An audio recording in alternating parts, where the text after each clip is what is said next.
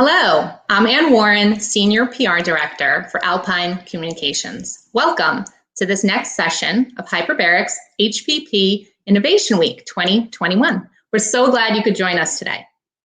I'll be interviewing Chris Kirby, founder of Ithaca Hummus. Chris has an impressive background. He's always had a passion for influencing people through food. He started as a chef working in restaurants. An entrepreneur at heart, he started Ithaca Hummus 8 years ago in upstate New York. Now, it's the fastest growing hummus brand in the United States. Others have described the company as a disruptor, and they're now in 8,000 stores across the country. I'd like to welcome Chris Kirby to HPP Innovation Week. Welcome, Chris. Hi, Ann. Great to be here. Great. Thanks for joining us today for a few minutes. I really enjoyed getting to learn a little bit more about you and the company and just kind of your history. It's clear that you're dedicated, you're passionate, you're driven, and we can't wait to hear a little bit more. I also learned that you are a ping pong champion and that you also love cycling and surfing. Is that correct? All three are true, yes. So it seems that you stay pretty busy. Definitely. Plus two kids now, so it's fun times. Yes, very busy times. Well, thanks for making the time for us this morning. So I wanted to just start off with just a little bit background about you and what led you to where you are today. So if you could, what would you highlight, maybe one or two things that really brought you to this point, leading Ithaca Hummus? Sure, yeah. I've always been hardworking, came from a family that was very supportive and gave me the confidence to, chase my dreams. And so when it came time, for college, I had experience working in restaurants from a young age and loved food. And something about the restaurant, being a chef, there's a very clear path to owning my own business and like controlling my own destiny. So I went to culinary school, and then I was a chef for about 7 years and just kind of realized over time, I want to own my own business, but I also want a family and like holidays and weekends and a little bit more control of my free time. And so kind of following the same logic as before, I was like, how do I use now the experience that I have to go, what could I think about starting now that I've also been a chef? And I landed on, a food company, a brand of my own is like, I could do that. And just thinking about like what that would take. I mean, there's a lot of massive, food CPG multinationals, a lot of funding and competition. And I certainly needed some business education. So I re-enrolled in school up in Ithaca, New York. Started at the farmer's market selling hummus at a stand. And just, accepted the fact that I was going to have to start small and grow brick by brick and learn along the way. And I haven't looked back ever since. Oh, that's awesome. A true entrepreneur, I can tell. So without giving away any secrets, what would you say sets Ithaca Hummus apart from the competition? What makes you guys unique? It's funny you say secret because we don't want it to be. Our hummus tastes the way that it does, tastes fresh. It tastes, like it just came out of your blender at home because we use fresh ingredients like cold pressed lemon juice and fresh garlic. Mm-hmm. And we have a cold process that we manufacture the hummus. It's cold the entire time. So those fresh ingredients are never heated up. And that's ultimately what gives it that fresh restaurant quality, homemade taste and texture. Mm-hmm. Perfect. So we know your slogan. Break down this slogan for us. Taste hummus for the first time, even if it's your 100th time. Yeah. Some people watching this might relate a little bit. The whole idea of a target market for an entrepreneur is like a very difficult thing because you want it to be for everybody, naturally. So Taste Hummus for the first time is just kind of an acknowledgement that there's a lot of hummus out there. There's so many brands. And regardless of what experience that, you've had in the past with hummus, or maybe you've never tried it at all, when you taste Ithaca for the first time, it's a completely different experience than you've had before. And, that goes for heavy users in the category and total non-users of the category, because I truly believe that our brand and our product is built for both. Yeah, perfect. So I know there's got to have been some challenges along the way, right? So what would you say are some of the challenges that you faced as you've been building the Ithaca Hummus brand over these past few years? Initially, there were a lot of food safety and shelf life and commercialization. I mean, I started out making hummus, in a summer camp kitchen that I was renting, squeezing the lemons by hand and, cooking the chickpeas in pots on a stove. And, you go from that to 8,000 stores. There's a lot of commercialization that happens along the way. And I think our real special sauce and magic over that 8-year period is we've been able to commercialize the product, add the shelf life that we need to compete on a national scale without robbing, that original, product of all the ingredients that made it special and that made people love it.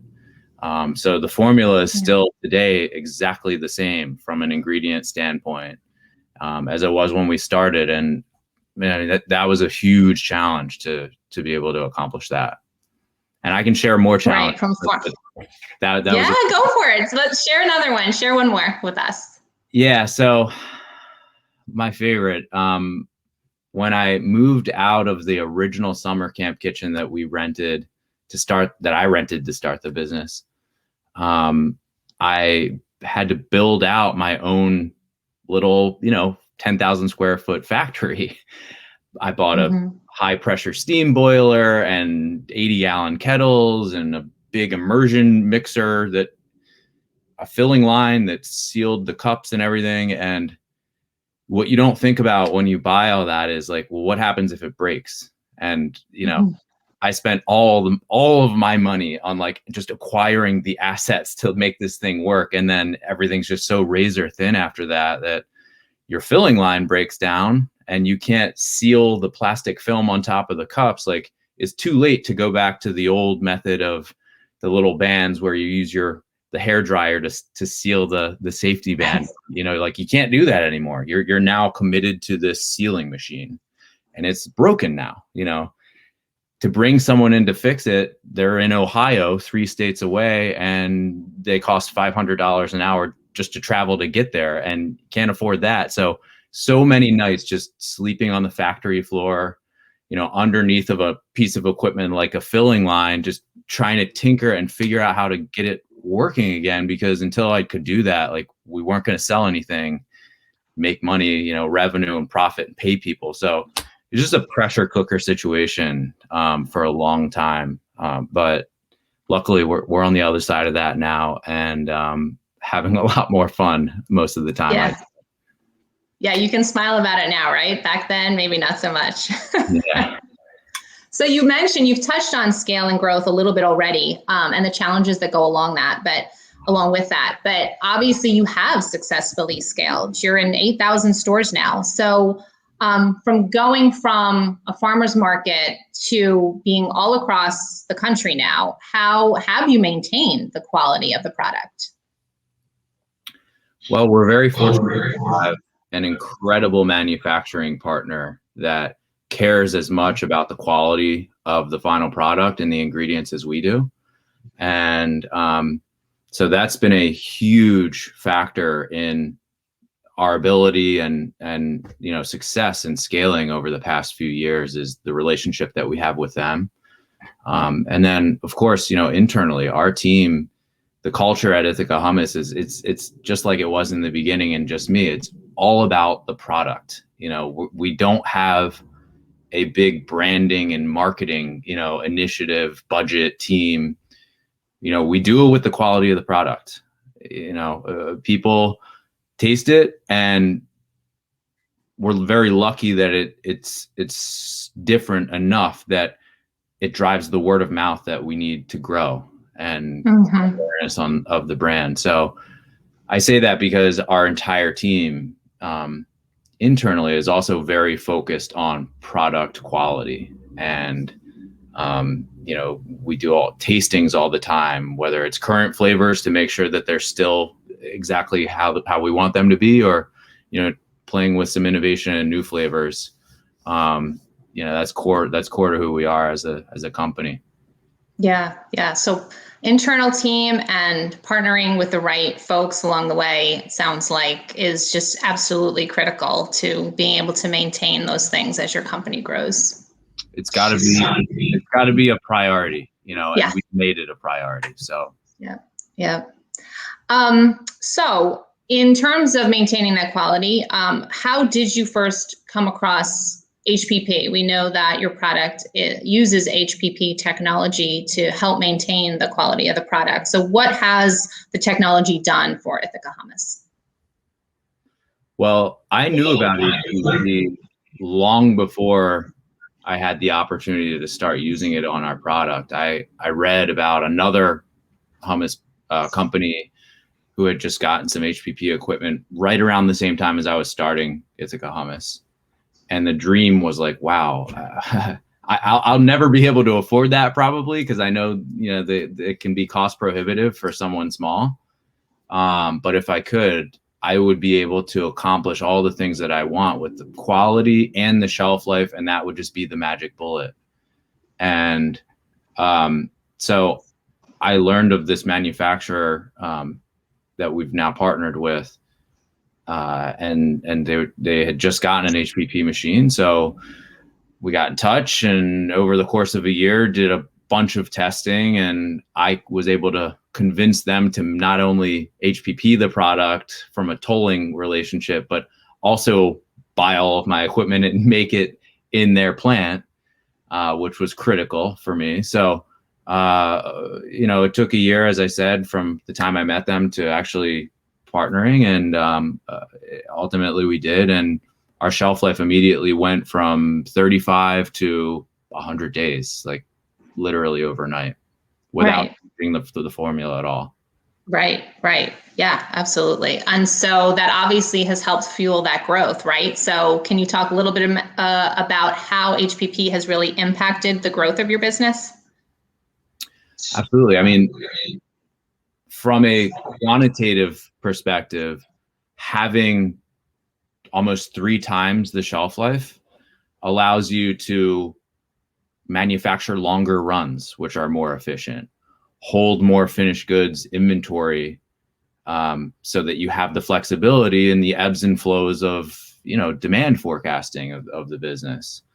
On a qualitative, side of things, it's nice to be able to go out in a category that, let's be honest, has had food safety issues, whether it's listeria or salmonella recently, recalls, and say, food quality and food safety is number one for us. And we've made the investment to make sure that, no one ever has that issue with our product and our brand. That's a very powerful statement to be able to make, and it's worth the investment that we make in every single jar to be able to say that. Right. Absolutely. All right. Very good. Switching gears slightly. We know you sell to retailers, but obviously you need to stay in touch with what the consumer wants, right? You need to stay on top of those trends and that demand. And we know it's there, but how do you stay in touch with what the consumer wants? What do you do in order to know, what the consumer is looking for and keep up with those trends?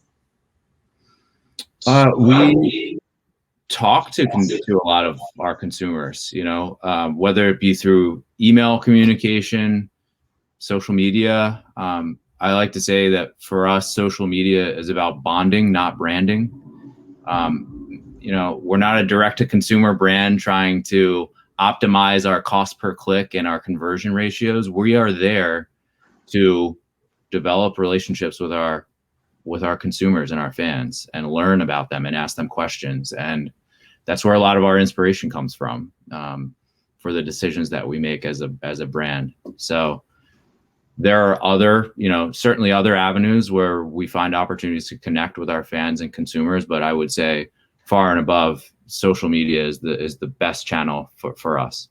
Yeah, I love that answer. And I love how you just want to be open with the consumer. I love that. And that kind of culture, I mean, it comes through even through your website and definitely through your social media channels too. So I love that open communication. What are some future plans for Ithaca Hummus that you're able to share with us?